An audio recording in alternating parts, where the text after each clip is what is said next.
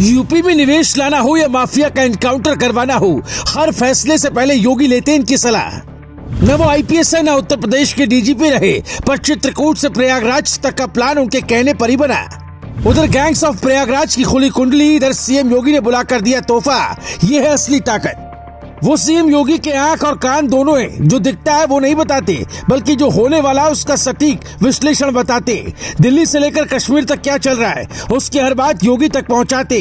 UP के 75 जिलों में कब कहां निवेश होना है और कहां किस माफिया पर सख्ती बरतनी है, इसका हर लेखा जोखा वो सीएम साहब को ऐसे बताते जैसे हर किसी की कुंडली उनके दिमाग में फिट हो।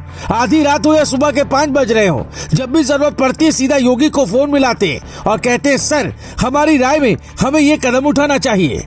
अभी चित्रकूट की डिप्टी जेलर चंद्रकला को जब गिरफ्तार किया गया तो लखनऊ से लेकर चित्रकूट तक कैसे क्या होना है, इसकी पूरी रिपोर्ट सीएम योगी से पहले उन तक पहुंच रही थी। यहाँ तक कि प्रयागराज कांड के बाद हर एक्शन का खाका भी उन्होंने खींचा।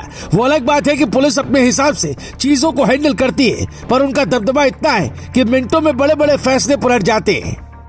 अब आप भी सोच रहे होंगे कि इतना पावरफुल शख्स आखिर कौन है जिस पर सीएम योगी भी आंख बंद कर भरोसा करते हैं। तो उनका नाम है अवनीश अवस्थी, जो एक आईएएस ऑफिसर रहे हैं, जिनके रिटायर होते ही स्वास्थ्य विभाग का जिम्मा अमित मोहन प्रसाद को मिला तो मंत्री ब्रजेश पाठक से ही उनकी लड़ाई हो गई।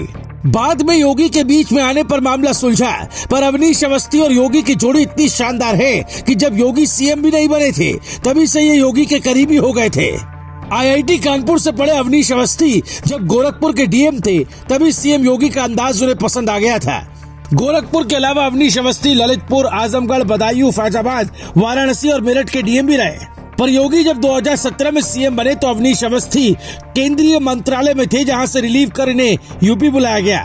यूपी आते ही योगी ने इन्हें कई विभागों का जिम्मा दिया, अपना प्रधान सचिव बनाया और फिर सलाहकार बना लिया। यूपी इन्वेस्टर्स समिट से लेकर बुंदेलखंड एक्सप्रेसवे और पूर्वांचल एक्सप्रेसवे तक का काम इन्होंने अपनी देखरेख में करवाया और अगस्त 2022 में जब रिटायर हुए तो सीएम योगी ने इन्हें सलाहकार बना लिया।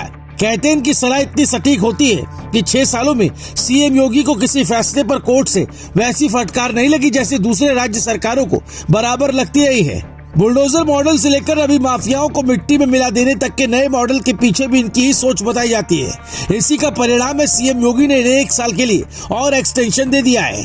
मतलब 29 फरवरी 2024 तक अब अवनीश अवस्थी सीएम योगी के प्रशासनिक सलाहकार बने रहेंगे।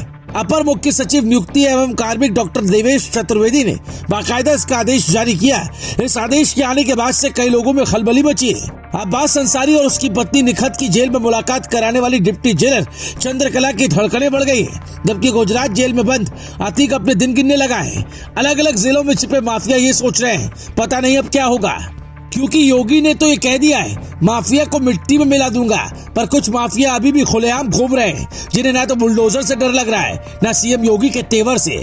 ऐसे में उन्हें असल सजा देने का प्लान हो सकता है सलाहकार साहब ही बनाए, जिसके बाद यूपी में हमेशा हमेशा के लिए शांति आ जाएगी और निवेश के दरवाजे तो ऐसे खुलेंगे कि उत्तर प्रदेश को दिन दोगुनी रात चौगुनी तरक्की करने से कोई ताकत नहीं रोक पाएगी। ऐसे तेज तर्रार नीति निर्माताओं के लिए आपको भी कमेंट में 2 शब्द जरूर लिखने चाहिए और स्टोरी उन लोगों तक जरूर पहुंचानी चाहिए जो ये समझ नहीं पा रहे हैं कि सीएम योगी की ऐसी सटीक नीतियां बना कौन रहा है।